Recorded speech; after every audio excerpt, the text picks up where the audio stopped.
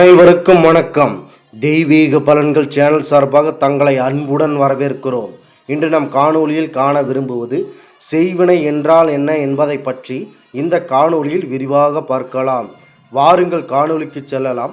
மறக்காமல் ஒரு சப்ஸ்கிரைப் செய்யவும்.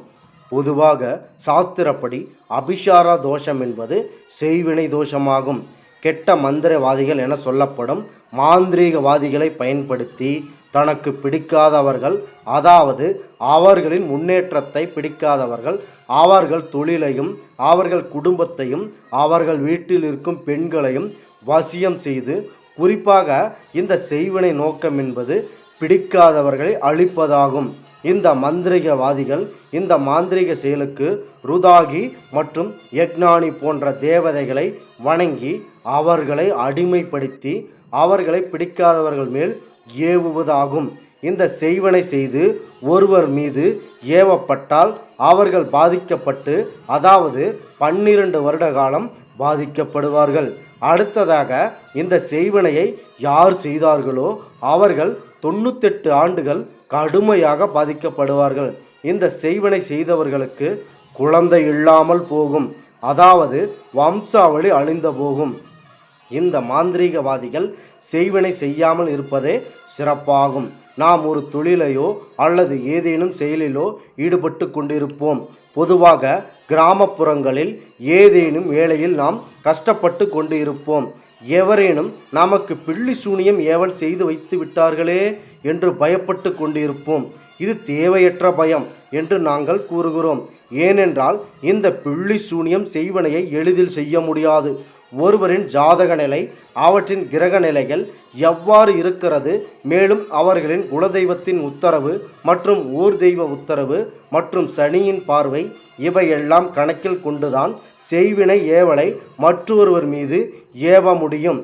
சரி, ஒருவர் நமக்கு செய்வினை ஏவல் செய்து வைத்து விட்டார்கள் என்றால் நம்முடைய குடும்பத்தில் இந்த மாதிரியான மாற்றங்கள் இருக்கும் என்றால் நம் வீட்டில் இருக்கும் பெண்கள் சாப்பிடுவதற்காக உணவு செய்து வைத்திருப்பார்கள். அப்போது அந்த உணவானது திடீரென நிறம் மாறும். சமைத்து வைக்கப்பட்டிருக்கும் உணவில் மனித உறுப்புக்கள் ஏதேனும் கிடக்கும்.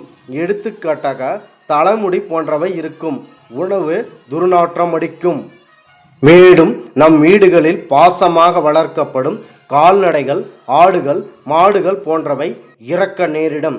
செய்வினையை நிகழ்வை ஏற்பட்டிருக்கிறது என்று நாம் அடையாளம் கண்டுகொள்ளலாம். இதன் மூலம் நம் வீடுகளில் முடங்கி தூங்கிக் கொண்டிருப்போம். அப்பொழுது யாராவது கதவை தட்டுவது போல இருக்கும். பார்த்தால் யாரும் இருக்க மாட்டார்கள். இரவில் கெட்ட கனவுகள் வரும். மேலும் பயங்கரமான உருவம் நம்மை பயன்படுத்தும் போல இருக்கும்.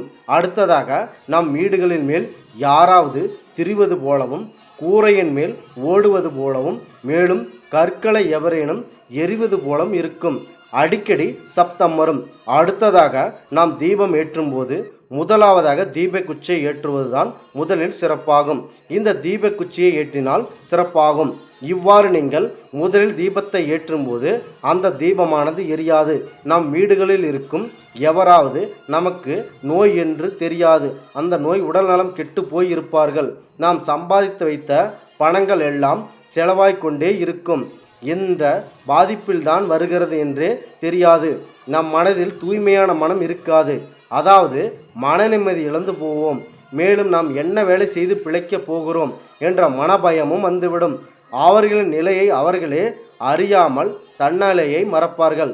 அடுத்ததாக அவர்களுக்கு கஷ்டம் ஏதேனும் வந்தால் அவர்களை யாராவது மகிழ்ச்சிப்படுத்துவது போல, அவர்களை பிரமித்து போல, அதாவது சித்தப்பிரமை பிடித்தவர்கள் போல சிரிப்பார்கள். பெரும்பாலும் இந்த பில்லி சூனியம் ஏவல் செய்வனை செய்பவர்கள் கிராம மக்களே ஆவார்கள். அவர்கள் இதை நகர்ப்புற மக்கள் பார்க்கும்போது இதனை ஏவலமாக பார்ப்பார்கள். இது எவனோ கட்டுக்கதை விடுகிறான் என்று நினைப்பார்கள். இது எல்லாம் உண்மைதான். இந்த நிகழ்வு எல்லாம் மன்னர் காலத்தில் சாளுக்கியர்கள் படைகள் விரட்டுவதற்காக எந்திர தகடுகள் மேலும் மந்திர சக்திகளை பயன்படுத்தி உள்ளார்கள். இந்த செய்வினை தோஷத்தால் பாதிக்கப்பட்டவர்கள் நீங்கள் அறிகுறி இருந்தால் உடனடியாக உங்கள் குலதெய்வ கோயிலுக்கு சென்று ஆர்ச்சனை செய்து விடுங்கள். அடுத்தபடியாக ஊர் தெய்வத்திற்கு பூஜை செய்யுங்கள். ஊர் தெய்வத்தையும் குலதெய்வத்தையும் மீறி உங்களை எந்த ஒரு செய்வனையும் பில்லி சூனியம் போன்றவை உங்களை எந்த வகையிலையும் பாதிக்க முடியாது.